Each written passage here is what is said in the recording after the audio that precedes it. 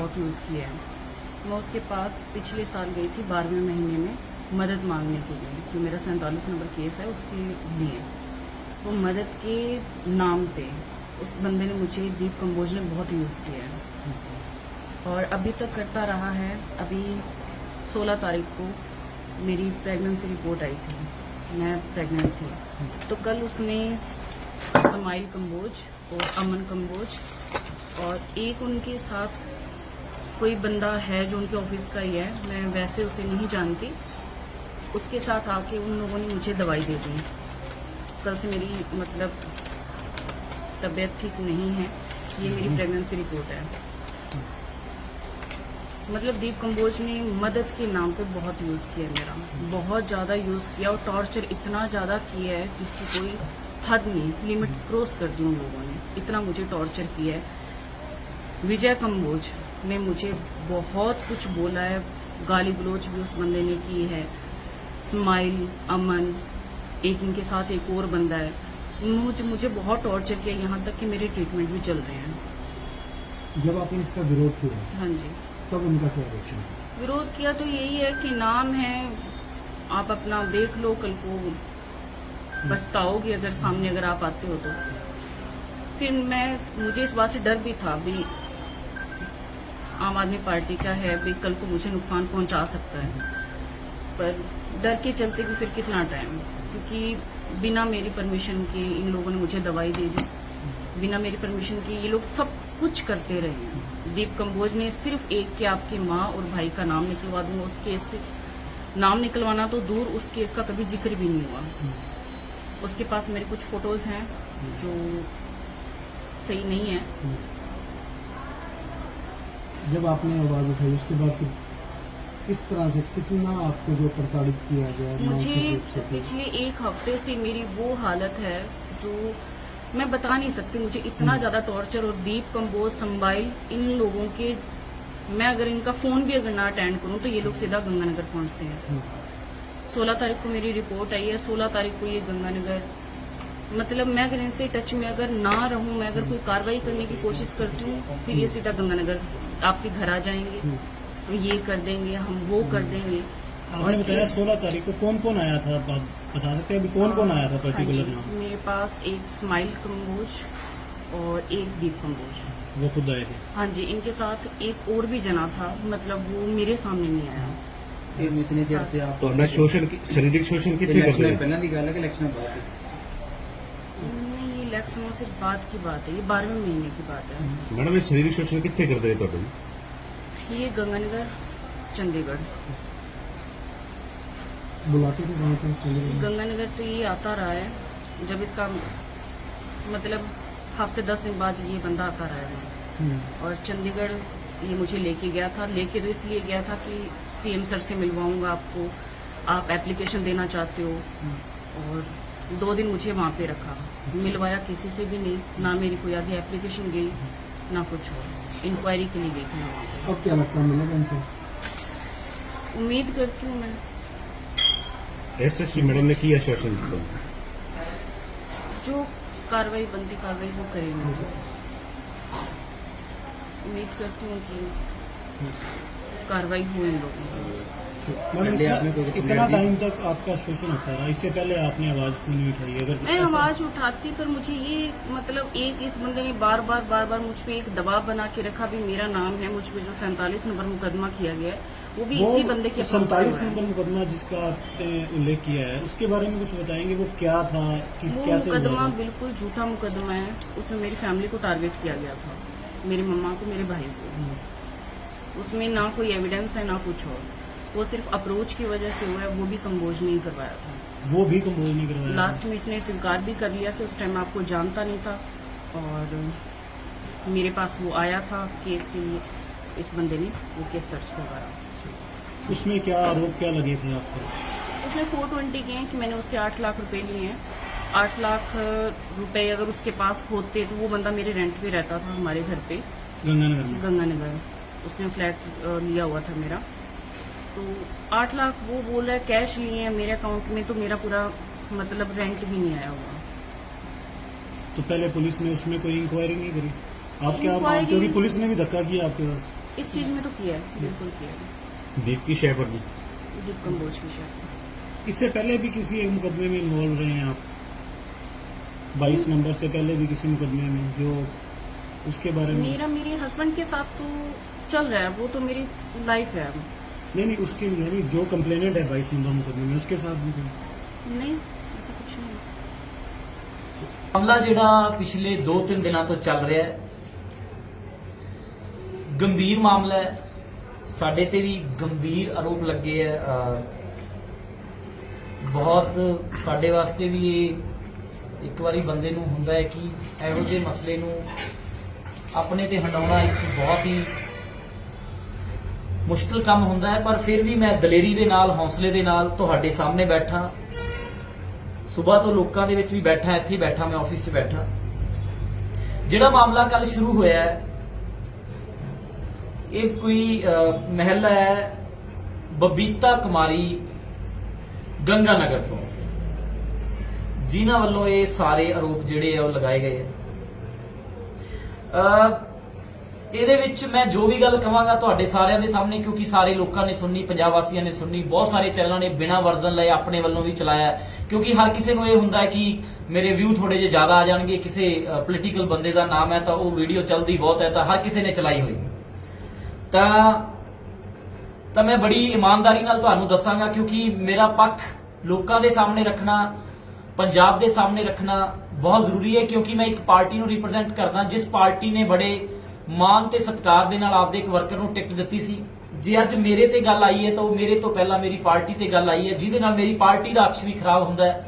ਤਾਂ ਮੈਨੂੰ ਇਸ ਗੱਲ ਦਾ ਦੁੱਖ ਵੀ ਹੈ ਕਿ ਇਸ ਕਰਕੇ ਜਿਹੜਾ ਮੇਰੀ ਪਾਰਟੀ ਦਾ ਨਾਮ ਵੀ ਕਿਤੇ ਨਾ ਕਿਤੇ ਇਹਦੇ ਨੂੰ ਧੱਕਾ ਲੱਗਿਆ।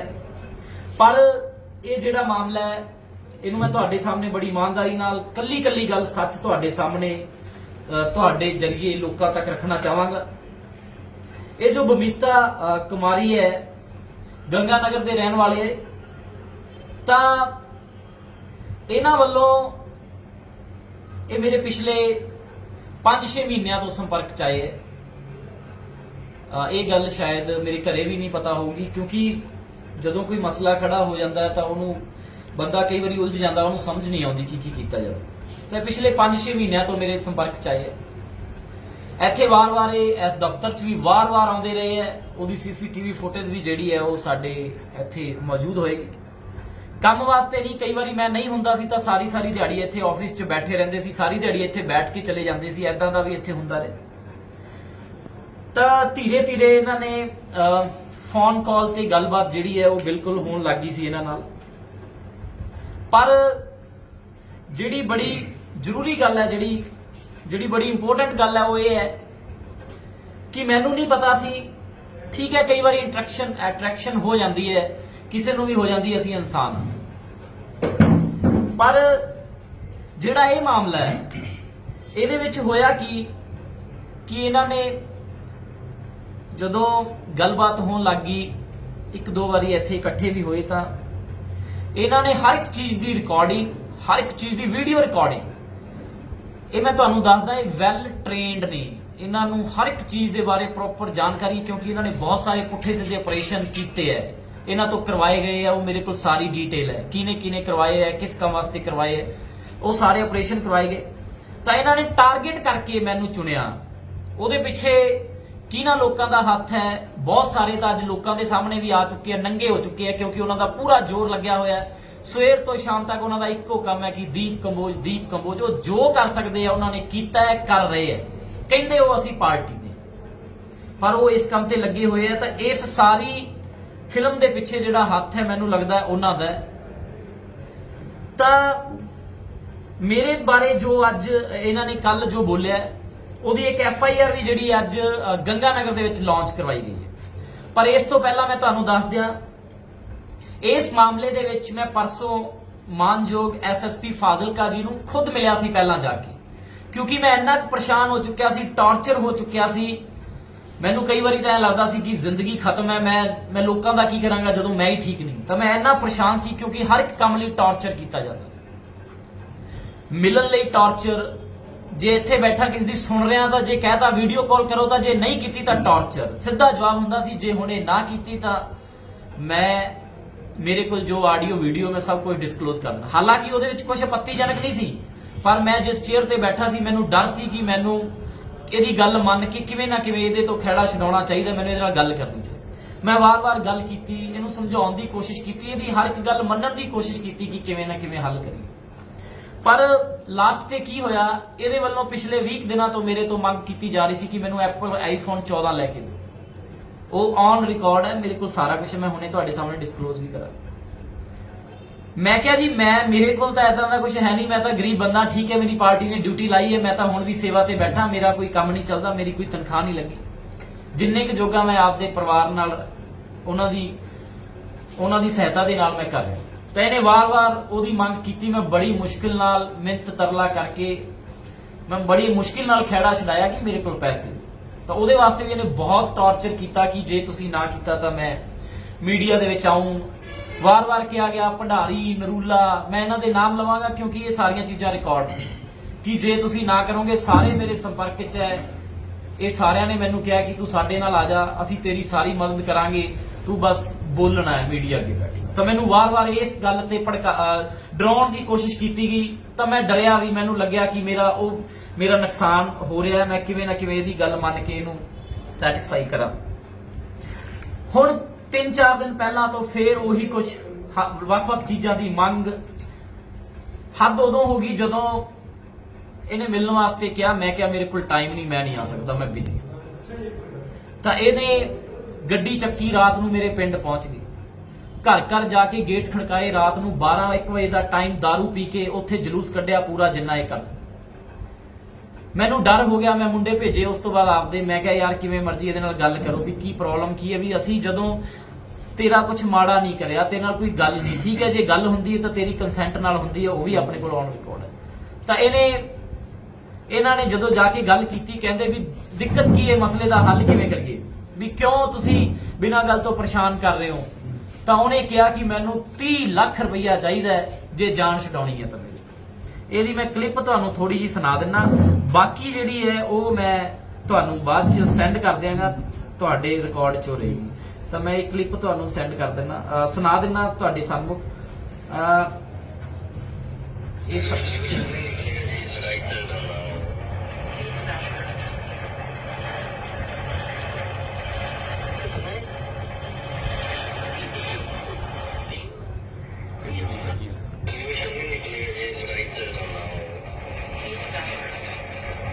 ਤਾਂ 30 ਲੱਖ ਰੁਪਏ ਦੀ ਜਿਹੜੀ ਮੰਗ ਕੀਤੀ ਗਈ, ਜਿਹਦੇ ਤੋਂ ਬਾਅਦ ਮੈਨੂੰ ਲੱਗਿਆ ਕਿ ਇੱਥੋਂ ਜਿਹੜਾ ਖਹਿੜਾ ਛਡਾਉਣਾ ਹੈ ਉਹ ਬਹੁਤ ਔਖਾ ਹੈ। ਇਹਨੇ ਹਰ ਇੱਕ ਚੀਜ਼ ਨੂੰ ਪੂਰਾ, ਜਿੱਦਾਂ ਹਨੀ ਟ੍ਰੈਪ ਹੁੰਦੇ ਆ ਮਸਲਿਆਂ ਦੇ ਵਿੱਚ ਆਪਾਂ ਦੇਖਦੇ ਹਾਂ, ਇਹਨੇ ਪੂਰਾ ਹਨੀ ਟ੍ਰੈਪ ਲਾ ਕੇ ਉਹ ਸਾਰਾ ਹਰ ਇੱਕ ਚੀਜ਼ ਨੂੰ ਰਿਕਾਰਡ ਤੇ ਲਿਆ ਕਿ ਇਹਨਾਂ ਨੂੰ ਡਰਾਇਆ ਜਾ ਸਕਦਾ ਹੈ, ਕਿਉਂਕਿ ਪੋਲੀਟੀਕਲ ਲਾਈਫ 'ਚ ਸੀ ਮੈਂ, ਤਾਂ ਇਹਨੂੰ ਇਸ ਗੱਲ ਕਲੀਅਰ ਸੀ ਕਿ ਇਹਨਾਂ ਨੂੰ ਡਰਾਇਆ ਜਾ ਸਕਦਾ। ਤਾਂ ਇਹਨੇ ਇਹ ਸਾਰਾ ਕੁਝ ਰਿਕਾਰਡ ਕਰਕੇ 30 ਲੱਖ ਰੁਪਏ ਦੀ ਮੰਗ ਕੀਤੀ। ਤਾਂ ਜਦੋਂ ਮੈਨੂੰ ਲੱਗਿਆ ਕਿ ਹੁਣ ਜਾਨ ਛਡਾਉਣੀ ਔਖੀ ਹੈ, ਵੀ ਦੋਨਾਂ ਪਾਸੇ ਇੱਧਰ ਵੀ ਖਾਈਏ, ਕਿਉਂ ਨਾ ਸਹੀ ਵਾਲੇ ਪਾਸੇ ਜਾਈਏ, ਜੇ ਇਸ ਪਾਸੇ ਗਏ ਤਾਂ ਅੱਜ ਨਹੀਂ ਤਾਂ ਕੱਲ ਫੇਰ ਮਰਨਾ ਹੀ ਹੈ, ਤਾਂ ਇਹਦੇ ਨਾਲੋਂ ਚੰਗਾ ਹੈ ਕਿ ਆਪ ਹੀ ਇਸ ਮਾਮਲੇ ਨੂੰ ਡਿਸਕਲੋਜ਼ ਕਰ ਦਈਏ। ਤਾਂ ਮੈਂ ਸਤਿਕਾਰਯੋਗ SSP ਸਾਹਿਬ ਮਾਨਯੋਗ ਸਾਡੇ ਫਾਜ਼ਿਲਕਾ, ਮੈਂ ਉਹਨਾਂ ਕੋਲ ਗਿਆ ਪਰਸੋਂ, ਮੈਂ ਉਹਨਾਂ ਨੂੰ ਆਪਦੀਆਂ 2 ਕੰਪਲੇਂਟ ਦਿੱਤੀਆਂ, ਉਹਦੇ ਵਿੱਚ ਮੈਂ ਇਹਨਾਂ ਦਾ ਸਾਰਾ ਜ਼ਿਕਰ ਕਰਿਆ, ਮੈਂ ਸਾਰਾ ਰਿਕਾਰਡ ਦਿੱਤਾ ਕਿ ਮੇਰੇ ਤੋਂ ਆਹ ਚੀਜ਼ਾਂ ਦੀ ਮੰਗ ਕੀਤੀ ਜਾ ਰਹੀ ਹੈ ਤੇ ਜਿਹੜਾ ਮੈਨੂੰ ਬਲੈਕਮੇਲ ਕੀਤਾ ਜਾ ਰਿਹਾ, ਪਰੇਸ਼ਾਨ ਕੀਤਾ ਜਾ ਰਿਹਾ, ਟੌਰਚਰ ਕੀਤਾ ਜਾ ਰਿਹਾ। ਤਾਂ ਜਦੋਂ ਮੈਂ ਉੱਥੇ ਐਪਲੀਕੇਸ਼ਨ ਦਿੱਤੀ ਤਾਂ ਜਿਹੜੇ ਹੁਣ ਹਰ ਰੋਜ਼ ਲਾਈਵ ਕਰਦੇ ਆ, ਇਹਨਾਂ ਨੇ ਹਰ ਜਗ੍ਹਾ ਆਪਦਾ ਸਿਸਟਮ ਬਣਾਇਆ ਹੋਇਆ। ਜਿਵੇਂ ਇਹਨਾਂ ਨੂੰ ਪਤਾ ਲੱਗਿਆ ਕਿ ਦੀਪ ਉੱਥੇ ਪਹੁੰਚਿਆ, ਇਹਨਾਂ ਨੇ ਅਗਲੇ ਦਿਨ ਇਹ ਉੱਥੇ ਪਹੁੰਚ ਗਏ ਤੇ ਇਹਨਾਂ ਨੇ ਆਪਦੇ ਵੱਲੋਂ ਇੱਕ ਸ਼ਿਕਾਇਤ ਕੀਤੀ। ਉਹ ਸ਼ਿਕਾਇਤ ਦੇ ਵਿੱਚ ਲਿਖਿਆ ਪ੍ਰੈਗਨੈਂਸੀ ਰਿਪੋਰਟ ਕੋਈ ਦਿਖਾਈ ਗਈ ਹੈ, ਤੁਸੀਂ ਸਾਰੇ ਮੀਡੀਆ ਵਾਲੇ ਸਾਥੀ ਬੈਠੇ ਹੋ, ਲੋਕਾਂ ਨੇ ਵੀ ਦੇਖਿਆ। ਮੈਂ ਕਹਿੰਦਾ ਕਿ ਦੇਖੋ, ਮੈਂ ਅੱਜ ਤੱਕ ਜੋ ਵੀ ਗੱਲ ਬੋਲੀ ਹੈ ਔਨ ਰਿਕਾਰਡ ਤੁਹਾਡੇ ਸਾਹਮਣੇ ਬੋਲੀ ਹੈ, ਮੈਂ ਉਹਦਾ ਦੇਣਦਾਰ ਹੁੰਨਾ, ਹਮੇਸ਼ਾ ਉਸ ਗੱਲ ਨੂੰ ਮੈਂ ਜਵਾਬਦੇਹ ਸਮਝਦਾ ਹਾਂ।